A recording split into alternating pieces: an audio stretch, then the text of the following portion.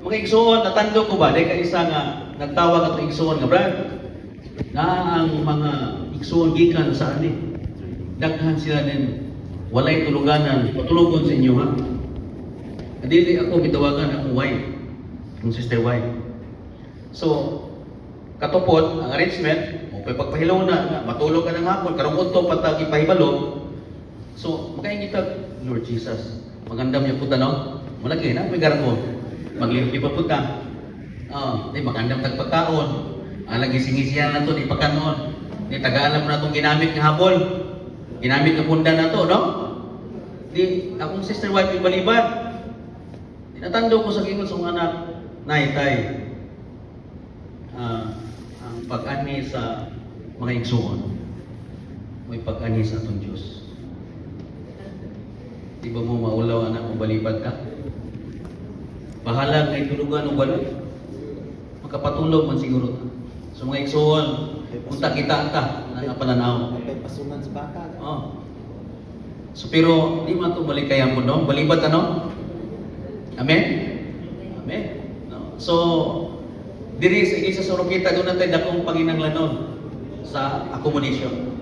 Kulang ilang boarding atong nadawat nasasama ko kahimtang nato diri. Dayon ampo tabad kapadakon tong balay. Bahala gamay sa mga komunita. Mga igsoon, dili lisod ang pagpatulog sa mga igsoon. Mas lisod pang pagpatulog sa atong parente. Ato ang kahigalaan. Atong mga classmates ganuman.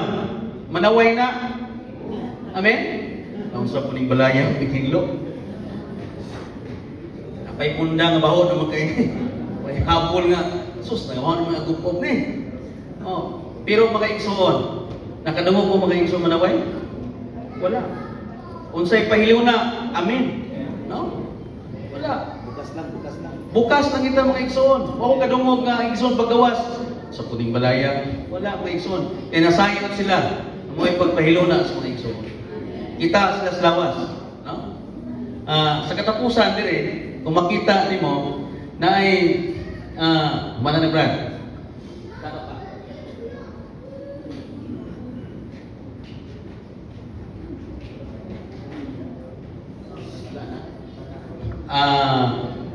Dire natandog kay ko sa gi-share ni Brother Witness Lee, no? Way back 1925, ang yang edad ato mga igsoon, he was just 20 years old. 20 anyos pa siya sa 1925. So human siya ng eskwela.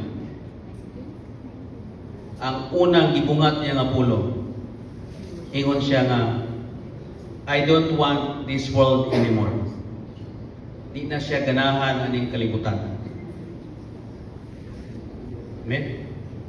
Di na siya ganahan aning kalibutan. Kita ganahan ka ng kalibutan no? Enjoy kayo. Pero siya, at that time, sa edad na 20 anyos, ingon siya, I don't want this world anymore. Di na ko gusto aning kalibutan. I want to go with my Bible from one village to other village. Gusto lang siya maglakaw kuan ang Biblia. Gikan aning village, barangay, balangay, banhin sa laing village, aron magsangyaw sa pulong sa Ginoo. And I will do it. Even, buhaton niya ni bisan pa, magpuyo siya ilawom sa kahoy. O, even I drank the mountain water, bisan pa, o, muinom na siya mga tubod-tubod niya sa bukid. Buhaton niya ni. Alkaline gini.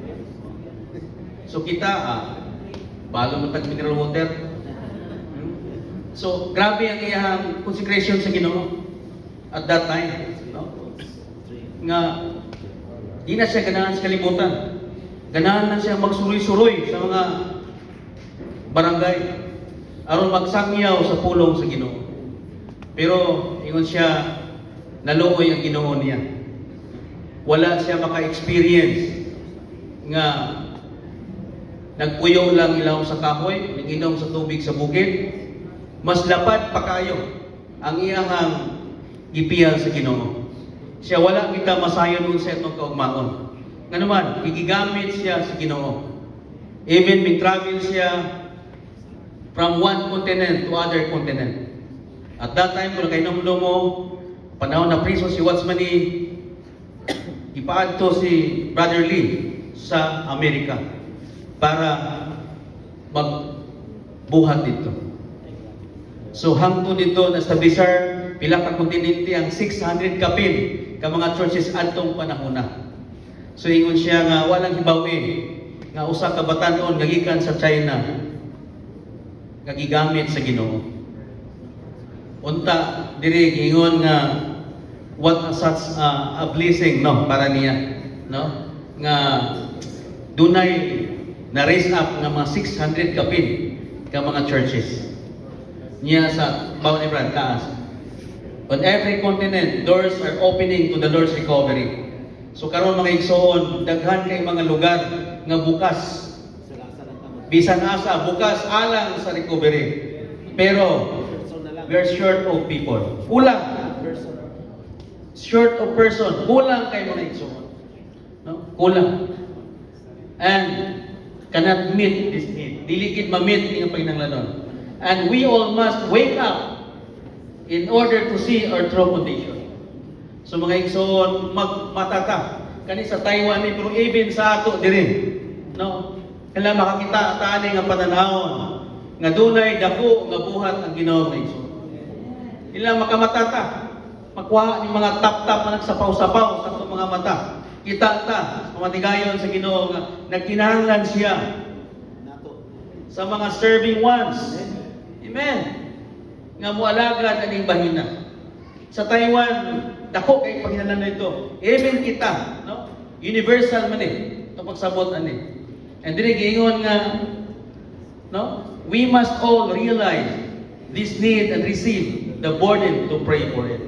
So unta makaamgota, makadawat ani nga burden dili lang sa Taiwan, even sa ato diri sa Oroqueta. Kani ko nabantayan yung mga igsoon, danay mapipila ng mga igsoon na to gagikan diri gigamit na sa laing mga lugar, laing kontinente. Makita nimo si Brother Real Kidit na nakaroon sa ato ba? New Zealand. Si Brother Jethro sa Papua New Guinea. Si Brother Wilson na napo sa Papua New Guinea, gipanggamit sa ito mga igsoon. Si Brother Florence sa Germany. Yang anak ko, Germany, no?